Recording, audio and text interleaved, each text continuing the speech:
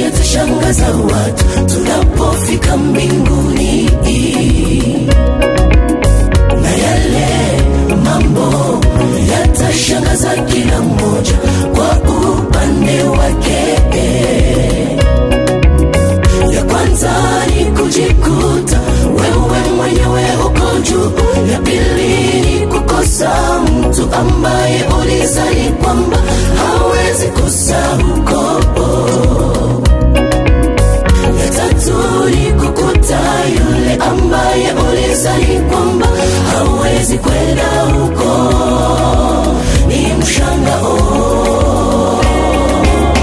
Tutambue kwamba Mungu wetu hazihakiwi, alichopanda mtu ndicho atakachovuna. Kwa hiyo wewe nami tujichunguze kama twampendeza Bwana. Tutambue kwamba Mungu wetu hazihakiwi, alichopanda mtu ndicho atakachovuna. Kwa hiyo wewe nami tujichunguze kama twampendeza Bwana.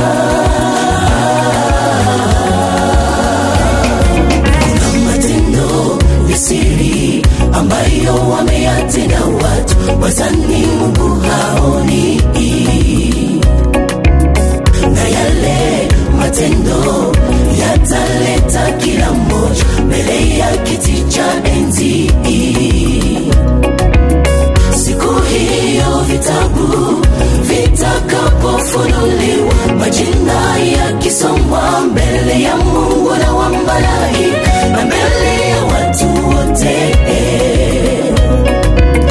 Kwa hiyo ujiulize, je, utakuwa upande gani, kushoto au kuume? Chagua leo. Tutambue kwamba Mungu wetu hazihakiwi, alichopanda mtu ndicho atakachovuna. Kwa hiyo wewe nami tujichunguze kama twampendeza Bwana.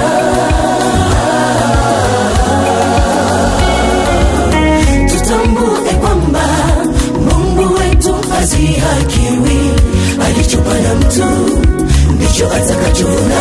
Kwa hiyo wewe nami tujichunguze kama twampendeza Bwana.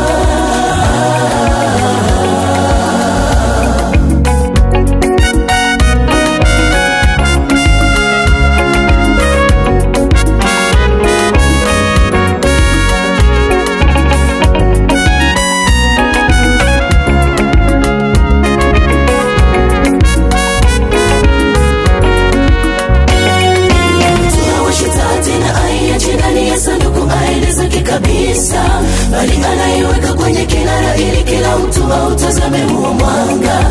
Tunaomba tuwe mabalozi wema wa Yesu katika dunia hii ya shida, ili siku ya kiyama tupate ripoti ya kumtolea yule aliyetuajiri. Tutambue kwamba Mungu wetu hazihakiwi, alichopanda mtu ndicho atakachovuna.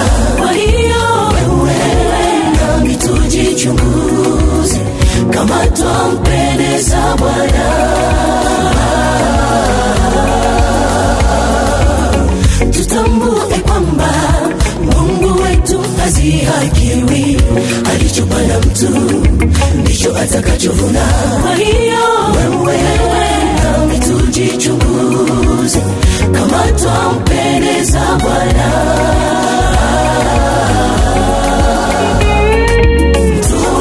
Tena aiache ndani ya sanduku aende zake kabisa, bali anaiweka kwenye kinara ili kila mtu autazame huo mwanga. Tunaomba tuwe mabalozi wema wa Yesu katika dunia hii ya shida, ili siku ya kiyama tupate ripoti ya kumtolea yule aliyetuajiri.